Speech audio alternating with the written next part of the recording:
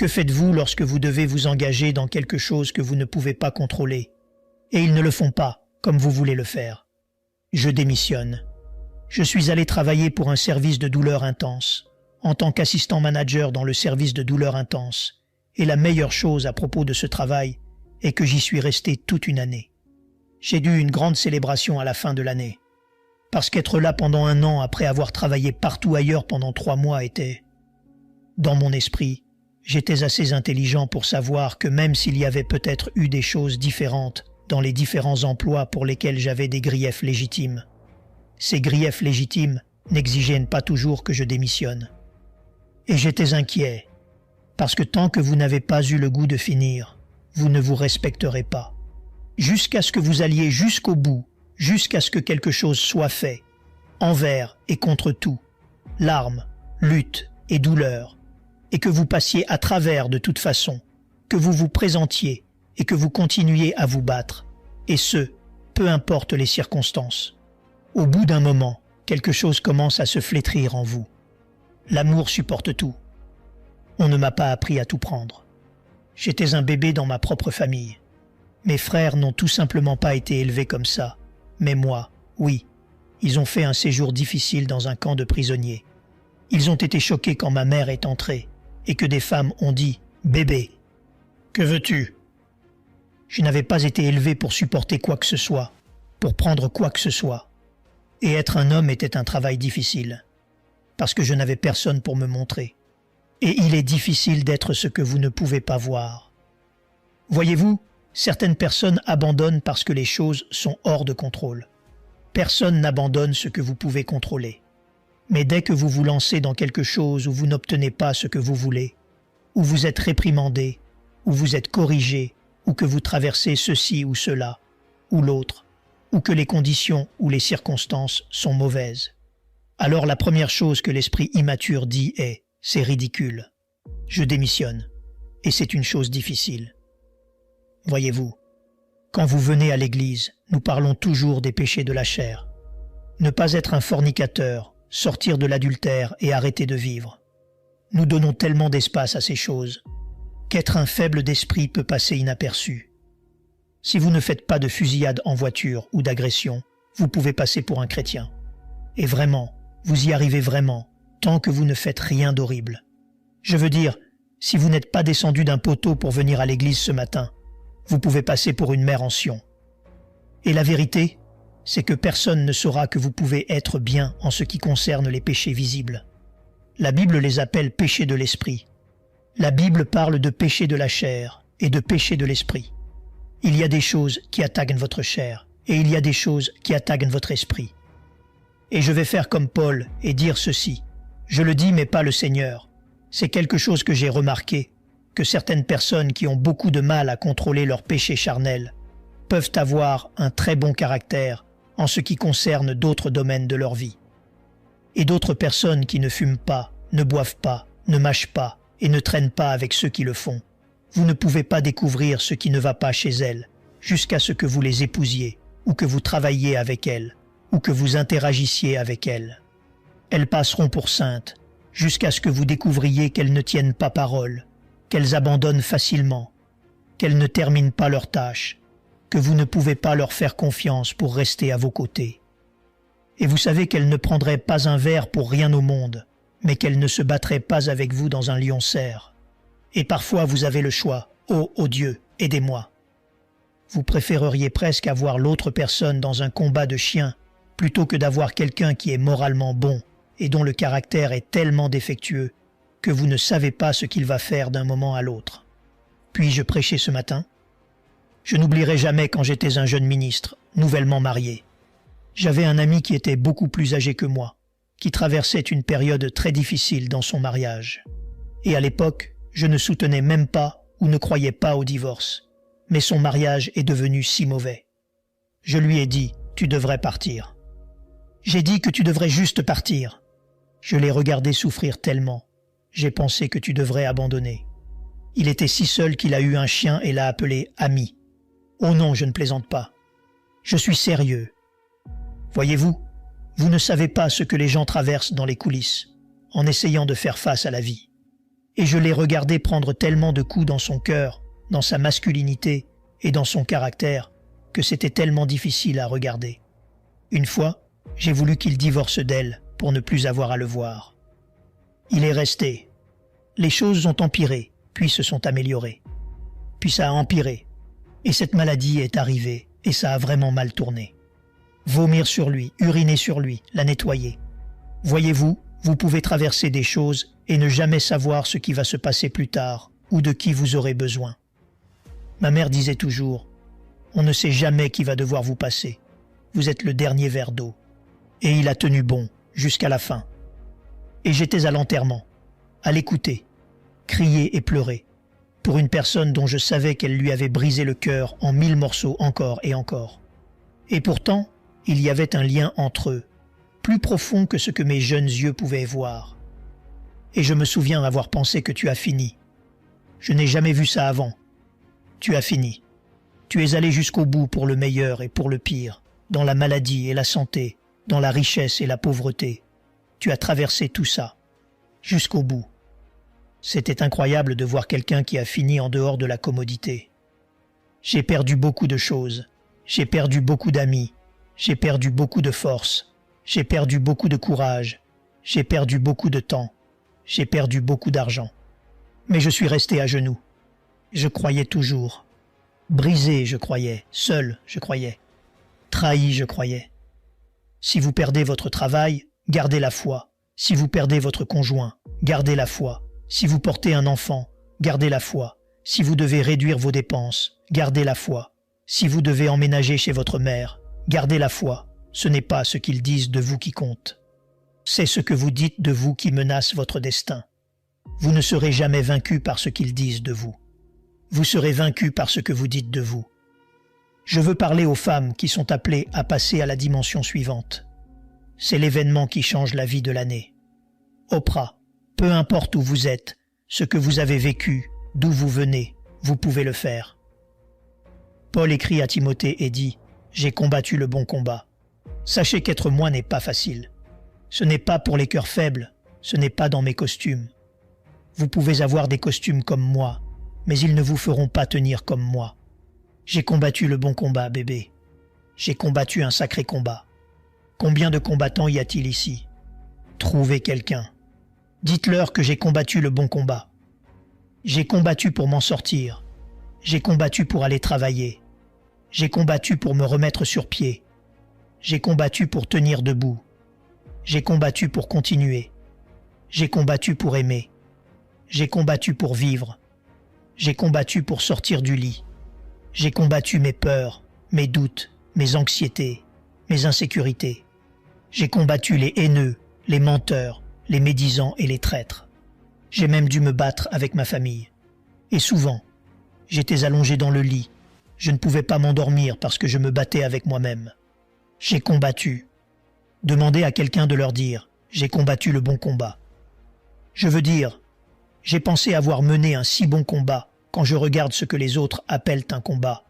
Ce qu'ils appellent un combat est ce que j'appelle normal. Toute ma perception de ce qu'est un combat a été révolutionnée. Ce n'est pas un combat. J'ai combattu le bon combat. Le vieil homme dit au jeune homme « J'ai combattu le bon combat, tu ne l'as peut-être pas vu. Tu as vu le glamour. Tu as vu les guérisons. Sois guéri, sois guéri, sois guéri. Mais laisse-moi te dire ce que tu n'as pas vu. J'ai combattu pour faire ça, un bon combat. J'ai gardé les combats. J'ai perdu beaucoup de choses. J'ai perdu beaucoup d'amis. J'ai perdu beaucoup de force. J'ai perdu beaucoup de courage. J'ai perdu beaucoup de temps. J'ai perdu beaucoup d'argent. Mais je suis resté à genoux. Je croyais toujours. Brisé, je croyais. Seul, je croyais. Trahi, je croyais. Gardez la foi, gardez la foi. Si vous perdez votre travail, gardez la foi. Si vous perdez votre conjoint, gardez la foi. Si vous enterrez votre enfant, gardez la foi. Si vous devez réduire vos dépenses, gardez la foi. Si vous devez emménager chez votre mère, gardez la foi. Si vous avez dû faire des économies, et gardez la foi. Si vous devez prendre le bus, gardez la foi. Si vous devez venir, gardez la foi. Si vous tombez malade, gardez la foi. Si vous perdez vos reins, gardez la foi. Si vous avez des problèmes cardiaques, Gardez la foi. Vous n'aurez peut-être pas un nouveau cœur, mais vous devez garder votre foi. » Puis il dit, « Le vieil homme dit au jeune homme, « J'ai fini ma course. Je suis inquiet, parce que nous vivons dans un monde qui s'est habitué à aller à l'école et à obtenir un incomplet. Le danger de vivre une vie d'incomplet. 3 ou 4 familles, 3 ou 4 groupes d'enfants. Personne ne peut compter sur vous pour rester. Oubliez les femmes, pardonnez aux femmes de rester. Vous n'avez pas besoin d'être un super-héros. Personne ne peut compter sur vous pour rester. Il suffit de tenir bon pour endurer. Personne ne peut compter sur vous, au-delà du bonheur. » Il venait dans mon bureau et disait « Je le quitte parce qu'il m'a battu. Je le quitte parce qu'il a abusé de mes enfants. Je le quitte parce qu'il est homicide. » Maintenant, ils viennent dans mon bureau et disent « Je pars parce que je ne suis pas heureux. » Vous n'êtes pas heureux. Qui vous a dit que vous alliez être heureux? Qu'est-ce que cela a à voir avec quoi que ce soit? Qui connaissez-vous dans votre vie qui est heureux tout le temps? Vous avez abandonné parce que vous n'étiez pas heureux? À la personne qui ne cesse d'abandonner. Vous devez vivre avec cette infection que vous portez, cette propension à ne jamais finir. Paul dit « J'ai fini ma course. Je n'essaie pas de me mêler de vos affaires. » Les gens qui essaient de finir leur course ne sont pas curieux, parce qu'ils sont tellement concentrés à essayer de finir ce qu'ils ont commencé. Je n'ai pas le temps de me soucier de ce qui se passe dans votre maison. Je suis tellement occupé à essayer de gérer ce qui se passe dans la mienne. C'est tout ce que je peux faire pour finir ma course. Quelqu'un dans cette salle, vous avez abandonné tant de choses que vous avez perdu le respect de vous-même. Quelqu'un a dit « Donne-moi la grâce d'endurer. » Ne vous méprenez pas, vous ne pouvez pas être le fouet maintenant. L'apôtre Paul a eu des ennuis, Seigneur. Enlève cette épine de ma chair. Il a dû prier, il a dû passer par des moments difficiles. Il a dit « Je suis devenu si déprimé, je suis devenu si découragé. Je voulais mourir. J'ai prié pour avoir à le voir. Les gens sont guéris et délivrés. J'ai ressuscité des morts, et je n'ai pas pu enlever l'épine de ma propre chair. » Les contradictions d'être puissant extérieurement et conflictuel intérieurement suffisent à vous faire abandonner. Et pourtant, il a terminé le parcours avec Dieu, qui a dit non à sa propre prière. Que faites-vous lorsque vous êtes meilleur à l'extérieur qu'à l'intérieur? Je peux me débarrasser de votre épine, mais je dois la supporter. N'est-il pas étonnant de voir à quel point vous pouvez être bon pour arranger la vie des autres? Vous savez exactement ce qu'il devrait faire? Même Jésus a lutté pour finir. Il va au jardin de Gethsémane et dit « Je ne sais pas. Papa, c'est dur pour moi. » Puis il a travaillé dans la prière jusqu'à ce que la sueur comme du sang, comme de la sueur coulait à travers sa peau et a dit « Puis-je sortir de là? Puis-je monter sur un cheval et m'enfuir? Puis-je prendre un chameau et m'éloigner de la croix? » Jésus dit « Papa, puis-je abandonner? » 3 fois il a prié « Aide-moi à finir. » Y a-t-il un moyen pour que je puisse cesser d'être moi? Y a-t-il quelqu'un ici qui ait déjà prié? Seigneur, y a-t-il un moyen pour que je puisse cesser d'être moi? Être moi ne va pas si bien. Être moi n'est pas ce qu'on dit. Papa, puis-je abandonner? Et finalement il dit, pas ma volonté. C'est là que ça se trouve, c'est tout. Pas ma volonté signifie, pas à ma façon, pas mes préférences, pas mon plaisir, pas mon style, pas ce que je voulais, pas ce que j'aimais. Je vais à un travail plein d'enfer et de chaos, et je souris chaque matin, et je fais mon travail. Parce qu'il ne s'agit pas d'eux, il s'agit de moi qui défie l'envie. Et oh, quelle envie c'est d'abandonner. Quitter l'école, quitter les emplois, quitter la vie, quitter les amis, quitter l'église. Oh, quelle envie c'est de tout laisser tomber. La politique, la manipulation, la prédication. Je m'en fiche de ce que c'est. La dentisterie, la médecine, n'importe quoi. Oh, quelle envie c'est d'abandonner. 3 fois Jésus a prié. Puis-je cesser d'être moi? Je ne sais pas ce qui est devant moi. Ce n'est pas Burger King, et vous n'aurez pas les choses à votre façon. Et peu m'importe si ça prend toute la nuit, on n'aime pas ça. Je franchirai la ligne d'arrivée. Tiens bon, tiens bon, tiens bon, tiens bon, tiens bon, tiens bon, tiens bon, tiens bon. Continue à faire ce que tu peux. Tu es peut-être endetté, et si tu n'obtiens pas l'annulation surnaturelle de la dette, alors prends l'annulation naturelle de la dette. Je continue à tirer, à lancer, à lancer, à lancer et à lancer. J'ai presque fini. Tous les autres, laissez-le tranquille. Ne l'arrêtez pas. Il ne s'agit pas de gagner. Il s'agit de finir. J'ai appris à mon garçon à finir. Et peu m'importe si ça prend toute la nuit. On n'y arrive pas, à travers la ligne d'arrivée. Et je suis venu vous le dire ce matin. Peu m'importe si ça prend toute la nuit. Peu m'importe si je dois pleurer et ramper. Je vais traverser. Ce dimanche matin, vous n'arriverez peut-être pas premier. Vous n'aurez peut-être pas de trophée. Vous ne serez peut-être pas honoré ou reconnu ou même apprécié. Mais il ne s'agit pas d'eux. Il s'agit de vous. Il s'agit d'un Dieu qui est l'alpha et l'oméga, le commencement et la fin.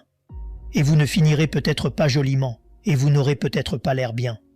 Vous ne ferez peut-être pas la une des journaux, et on ne parlera peut-être pas de vous. Et vous aurez tous dit que vous n'êtes qu'un échec et un rejet. Mais le Seigneur m'a envoyé. Je suis ici ce matin pour vous dire, continuez à sauter, continuez à sauter. Si vous tenez bon un peu plus longtemps, vous y arriverez. Peu m'importe si vous n'avez pas l'argent, vous n'avez pas l'aide, et vous n'avez pas besoin de me trouver pour ça, et vous n'avez pas les antécédents pour ça, et vous n'avez pas d'amis pour ça. N'abandonnez pas votre rêve, les gars. Vous le faites. Ne le faites pas. Ne le faites pas. Cela vous prendra peut-être 2 fois plus de temps. Vous devrez peut-être suivre des cours. Vous ne lirez peut-être pas aussi vite. Vous ne bougerez peut-être pas aussi vite. Vous n'en aurez peut-être pas autant, mais n'abandonnez pas. Nous allons sortir quelqu'un de ses dettes maintenant. Nous allons sortir quelqu'un du découragement et de la dépression. Nous allons faire passer quelqu'un à travers l'université. Nous allons avoir un trou pour survivre un peu pour nos enfants à travers l'université. Même s'ils n'obtiennent pas le prêt, s'ils n'obtiennent pas la subvention, s'ils ont un emploi à temps partiel, même s'ils ne sont pas étudiants, même s'ils font des graines et qu'ils ont des tuteurs et qu'ils ne font que des C-. Nous allons vous faire passer à travers. Je veux savoir que tu es guérisseur, mais je ne veux pas être malade. Comment gagnes-tu le combat avec l'ennemi qui est en moi? Y a-t-il un moyen pour que je puisse être ce que je dois être sans passer par ce que je dois traverser? J'ai combattu les haineux, les menteurs, les médisants, et la trahison que, de nombreuses fois, j'étais allongé dans le lit. Je ne pouvais pas m'endormir, parce que je me battais avec moi-même. J'ai combattu. Si vous perdez votre travail, gardez la foi. Si vous perdez votre conjoint, gardez la foi. Si vous portez votre enfant, gardez la foi. Si vous devez réduire vos dépenses, gardez la foi. Si vous devez emménager chez votre mère, gardez la foi. Allez-y, allez-y, allez-y, allez-y, allez-y. Vous devez vous parler à vous-même. Vous devez vous le dire. Vous devez vous lever ou la vie vous abattra. Vous devez vous décider. C'est plus dur que ce que je pensais et ça fait plus mal que ce à quoi je m'attendais. Et je ne serai peut-être pas le premier à franchir la ligne d'arrivée. Je ne suis peut-être pas la meilleure épouse. Je ne suis peut-être pas le meilleur mari.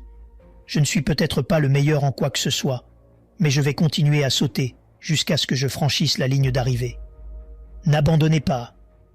Un gars, ce papier disait, il s'est suicidé. Je crois devant sa mère et sa fille, parce que sa femme était morte et il était si seul. Le chagrin. Peut-être que j'ai perdu quelqu'un que je savais que je pouvais finir s'il était à mes côtés. Je n'aurais jamais pensé que tu me laisserais élever ces enfants tout seul. Tu me manques tellement, je n'arrive pas à voir clair. Mais je ne le fais pas. Si vous cherchez les messages défiant l'envie d'abandonner, je peux sentir l'envie et je peux quand même la défier. Je vais attendre 60 secondes et ensuite je vais prier. S'il y a quelqu'un là-bas que le Seigneur touche et qu'il vous dit que vous devez être dans cette prière, vous avez 52 secondes. Parce que l'ennemi aime le secret. Il aime le secret. Vous avez 45 secondes. Brisez votre pacte de silence et sortez de votre vocation de désespoir. Je n'abandonne pas. Dites-le. Je n'abandonne pas. Dites-le. Je n'abandonne pas. Dites-le. C'est une envie. C'est une envie d'être dit. Chaque champion l'a ressenti. Chaque président l'a ressenti. Chaque roi l'a ressenti. Chaque lion l'a ressenti. Chaque gagnant l'a ressenti. Chaque soldat l'a ressenti. Chaque personne victorieuse l'a ressenti. L'envie d'abandonner. N'abandonnez pas votre rêve. Peu importe si vous n'avez pas l'argent, vous n'avez pas l'aide et vous n'avez pas la famille pour ça. Et vous n'avez pas les antécédents pour ça, et vous n'avez pas d'amis pour ça. N'abandonnez pas votre rêve, ne le faites pas, ne le faites pas, ne le faites pas. Cela vous prendra peut-être 2 fois plus de temps. Vous devrez peut-être suivre des cours. Vous ne lirez peut-être pas aussi vite. Vous ne bougerez peut-être pas aussi vite. Vous n'en aurez peut-être pas autant. Mais n'abandonnez pas, n'abandonnez pas, n'abandonnez pas. Vous faites une différence, vous faites une différence, vous faites une différence.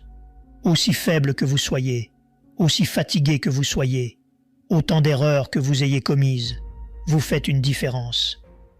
Il y a quelque chose qu'ils perdraient si vous n'étiez pas là.